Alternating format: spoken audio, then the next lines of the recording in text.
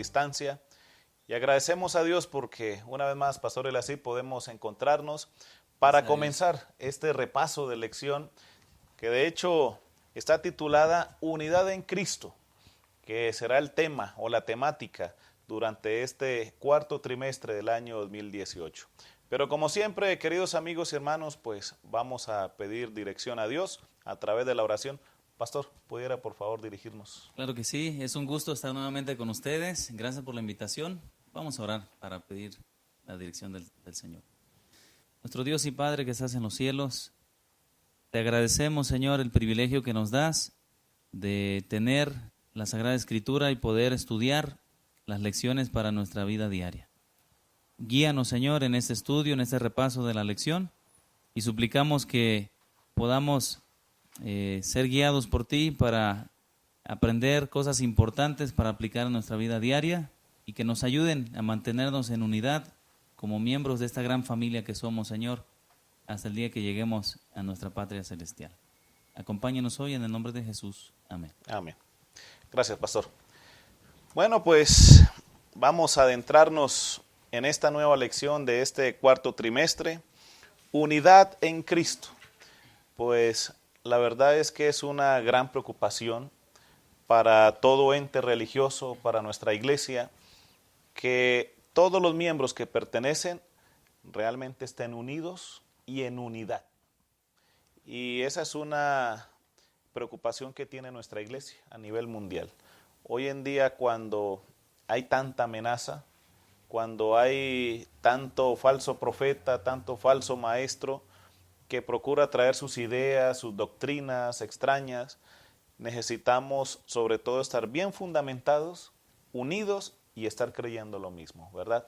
Así que durante este trimestre vamos a estar estudiando esto, la historia, ¿no?, de cómo Dios quiso en un principio que fuésemos uno solo, una sola familia, pero que por culpa del pecado esa unidad se rompió y es el propósito de Dios que esa unidad se vuelva a restablecer. Así que, pues para comenzar esta temática de unidad, tenemos que ir allá al principio y ver que siempre el propósito de Dios fue de que el ser humano fuese uno solo con Él, de que esa unidad existiera por la eternidad. Sin embargo, conocemos la historia, sabemos que el pecado vino, entró por decisión también, y pues de esa forma se rompió esa unidad que había con Dios. Se puso un cisma, se puso una separación entre Dios y la humanidad. Y si nosotros lo notamos, ese es prácticamente el objetivo, lo que se estudia en la Biblia. Toda la Biblia es eso. Dios queriendo unir al ser humano con Él, invitándolo, seduciéndolo. Venga, estén conmigo, haciéndolos enamorar. Sin embargo, pues conocemos de que no siempre el pueblo de Dios, la humanidad, así lo hizo, ¿no? Pero quien lo hizo recibió muchas bendiciones de parte de Él. Así que, pues bueno, la creación nos muestra eso, nos muestra cómo el pecado acabó con esa unidad, con esa unión que había con Dios. Alcanzamos a ver las consecuencias de ese pecado y no solamente la separación entre Dios y la humanidad, sino también cómo la naturaleza se trastornó y los elementos creados por Dios ya perdieron la armonía, ya el uno comenzó a atacar al otro, ¿verdad? Incluso hasta esa separación, caso curioso, pastor, se vio reflejado en Adán y Eva. Exactamente. Precisamente, Pastor Delgadillo, algo que llama la atención del plan de redención de Dios es que no solamente desea salvarnos, ¿verdad?, del pecado como seres humanos, rescatarnos de la maldad, sino que desea restablecer o restaurar entre nosotros, en nuestra vida diaria, como familias, como sociedad, aquellas cosas que fueron ideadas originalmente por Él para que uno viva feliz desde este momento. Así es. Así que, pues, los estudiosos, ¿no?, de la palabra de Dios, los eruditos, coinciden en que pues cuando Dios creó al ser humano, así como lo afirma él, vio que todo era bueno en gran manera. Había armonía, pero el pecado rompió esa armonía. Así que Dios había establecido la familia y había establecido el sábado exclusivamente, pastor, para que esa unidad permaneciera. Y el día sábado es una de esas bendiciones en la actualidad, donde cada 7 días, cada sábado, la familia se une para recordar quién fue el que los creó. Y la unidad tiene una importancia porque cuando juntos buscamos a Dios, pues la familia permanece unida ante las dificultades de la vida también. Así que cuando Dios creó al ser humano, lo creó a su imagen y semejanza. Y no lo creó igual a él, eso hay que diferenciarlo, ¿no? Exactamente. Pero pues todos coinciden en que la naturaleza de Dios pues es amor. Y el amor es la base de la unidad. Así que cuando hay división, cuando no hay unidad, podemos deducir No hay amor. no hay amor. Exactamente. Así que ese es un principio importante para aprenderlo. Cuando hay división, ya sabemos que el que está trabajando allí no es Dios, porque Dios es amor. Así que, pero ¿qué consecuencias dejó ese pecado? Después de la caída, ¿qué problema nos dejó eso, pastor? Pues sabemos que el relato bíblico nos dice, ¿verdad?, que el primer problema que se presentó después de la desobediencia fue un problema de relaciones. Antes del pecado había perfecta armonía, perfecta unidad en pensamiento, en planes, en acciones entre Adán y Eva. Pero cuando entró el pecado, cuando vino la desobediencia, ¿verdad?, una de las consecuencias fue que Adán y Eva empezaron a tener una relación perjudicada, ¿verdad? Una relación que se vino a dañar, porque en primer lugar encontramos allí en el libro de Génesis capítulo 3 que intentaron culparse el uno al otro, ¿verdad? Cosa que antes no sucedía. Entonces las consecuencias de la caída, una de ellas es la falta de armonía entre los seres humanos. Y eso lo vemos en cada momento hasta nuestros días, ¿verdad? Cada vez que hay problemas, cada vez que hay celos, cada vez que hay sospechas hacia alguien, que se culpa a otra persona, pues son consecuencias, ¿verdad? Consecuencias de la caída desde Adán y Eva. Los ejemplos bíblicos los podemos encontrar ahí mismo en Génesis, Caín y Abel. Otro ejemplo de... Todo se trastornó de ahí para adelante, ¿no? Las relaciones familiares. Exactamente, ¿no? Relaciones familiares rotas, destrozadas. Hubo crimen, hubo maldad.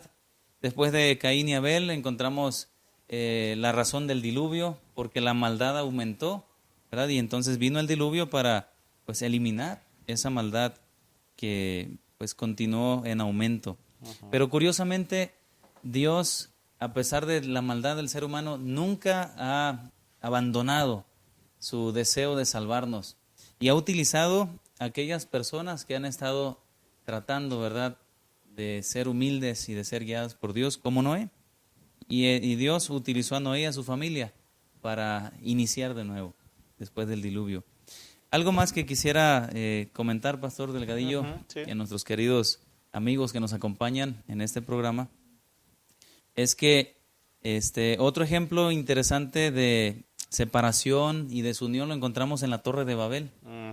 Génesis capítulo 11 menciona que los habitantes de la tierra después del diluvio se pusieron de acuerdo para hacer una gran ciudad.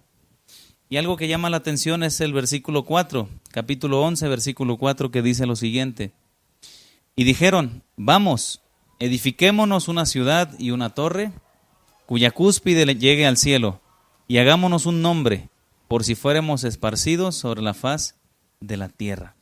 En este versículo encontramos un detalle interesante, y es que la razón de la desunión y de la separación del ser humano desde el Génesis hasta nuestros días siempre se encuentra en la separación de Dios. Saca a Dios de tus planes, saquemos a Dios de nuestra vida y siempre vamos a encontrar, ¿verdad?, separación, desunión, problemas. Lo que ellos intentaron hacer en la Torre de Babel era más bien resaltar como seres humanos. La Torre de Babel era un monumento a su propia sabiduría. Ajá, la egolatría, ¿no? Exactamente, al egoísmo, a resaltar como seres humanos, a envanecerse a sí mismos, dejando a Dios a un lado. Y recordemos que después del diluvio, ¿verdad?, las sociedades empezaron a volverse idólatras, a dejar de ser una religión monoteísta y pasaron a ser politeístas. Y desde entonces, pues nos damos cuenta que el único resultado, ¿verdad?, al sacar a Dios de nuestra vida, de nuestra familia, de nuestros planes, pues es problemas, separación. Y lo mismo vamos a encontrar día con día. En la misma iglesia podemos encontrar eso, pastor. Cada vez que una persona quiere mostrar sus habilidades, su gran conocimiento, su capacidad, entonces lo que vamos a encontrar es relaciones rotas en la iglesia, porque la unión viene de Dios. Y de hecho, pastor, es verdad lo que mencionas, ¿no? Siempre cuando nosotros exaltamos a Dios en primer lugar, podemos tener la seguridad de que hay unidad, porque Dios protege eso. Pero cuando nosotros nos sobreponemos por encima de Dios, inmediatamente vienen cosas malas, ¿verdad? Así es.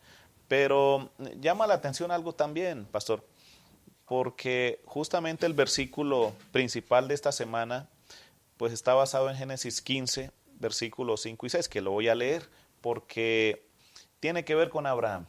Dice, y Dios lo llevó fuera, pues a Abraham, y le dijo, mira ahora los cielos y cuenta las estrellas, todas esas estrellas que habían, si las puedes contar, le dice Dios, ¿no? Y le dijo, así será tu descendencia. Y creyó a Jehová y le fue contado por justicia. Y pues me llama la atención de que Abraham es el padre del pueblo de Dios, así se le llama. Y no solamente Abraham es considerado un patriarca de mucha importancia en la religión cristiana, sino también en otras dos religiones monoteístas a nivel mundial, como son el judaísmo y como son el islamismo. Todas estas tres religiones, si uno busca hacia atrás, llegan hasta donde Abraham. Tienen su origen ahí. Tienen su origen allí. El pueblo, la fe, la nación. Exactamente. Entonces, Abraham para todos ellos, pues es un personaje muy importante, ¿no? Es el patriarca, es el originador de muchas cosas, ¿no? Sin embargo, Abraham deja un gran ejemplo, su vida. Y es que él proporciona algunos elementos básicos de la unidad de los cristianos. Y son 4 elementos que yo quiero hoy compartirlos a nuestros amigos y hermanos.